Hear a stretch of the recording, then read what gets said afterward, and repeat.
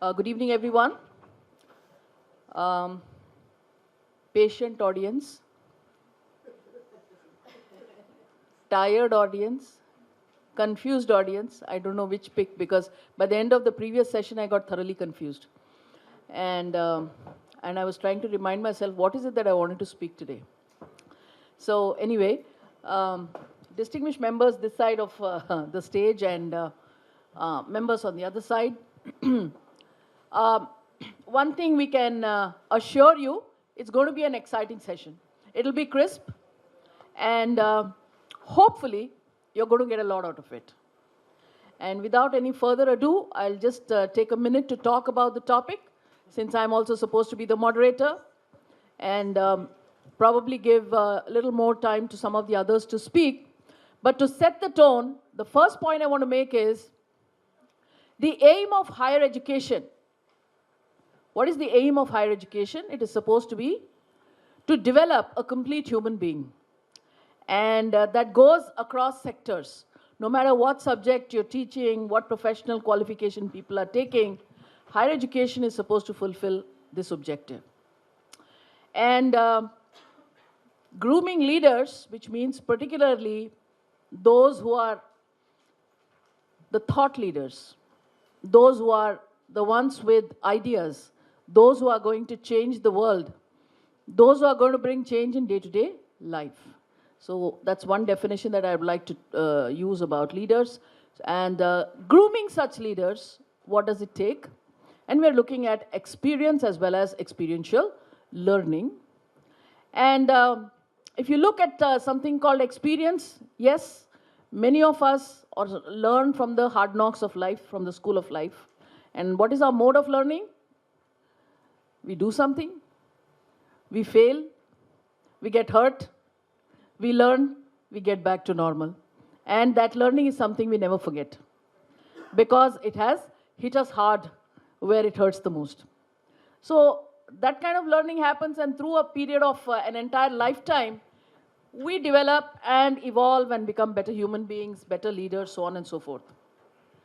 I just think of some of the interviews we had conducted, Dr. Pritam Singh and myself, when we wrote that book, In Search of Change Maestros. And there, fundamentally, I was trying to understand, how do these outstanding and successful leaders think? I'd just like to give you a couple of points. Sunil Mittal described about his thought process by saying, look, there is no such a thing as, work-life balance for me. My mind operates 24/7. My mind is continuously thinking. My mind is continuously looking for the next opportunity. So that means the focus is on putting the mind on what is the opportunity, where is the opportunity.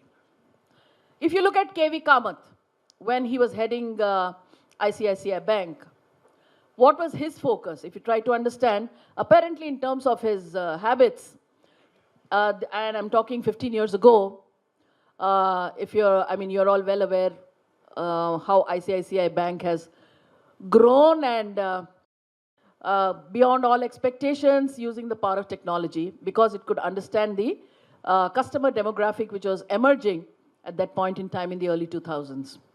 So his lifestyle, if you try to understand, from 7 p.m. in the evening to 1 midnight, was it was his style to be surfing the net, to know what's happening where.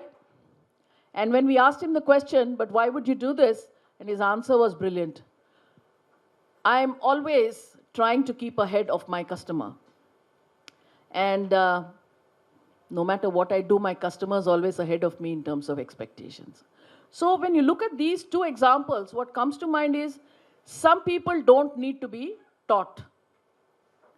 They are learning every day, every moment, through the power of their, open-mindedness, through the power of, through the drive and passion to do things. Okay? So that is one category. But when you say experiential, we are talking of providing experience, which can be like a simulation, which can be like a live project, which can be like an industry attachment, all of which provides experience which is very close to the real life situation of what students are going to encounter when they go to the workplace.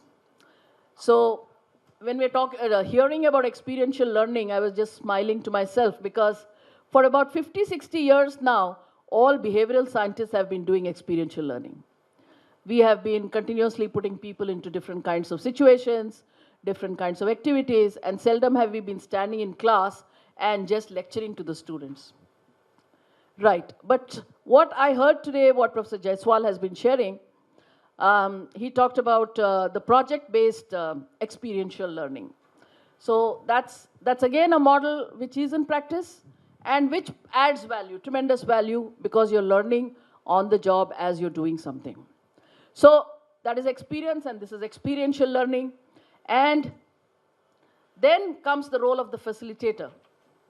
No more do we have teachers. And Socrates made a very famous statement. He said, and mind you, we are talking of short time eras, and I'm talking of Socrates. Some things are immortal no matter whether there's technology or not. What he said was, I'm like a midwife.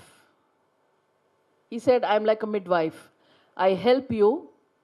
I help the learner to emerge out into his true self, to understand his true self. So the assumption being, knowledge is within, and I, as the facilitator, help you to bring it out. So we are talking of self-directed learning over here. So that's my piece right in the beginning in terms of opening remarks. And now I'm going to request on my right, Mr. Sanjay Zorapur, who's heading HR with Hero Honda. He's going to share his thoughts with us for about 5-7 minutes, Sanjay. How much are you? 5-7 minutes.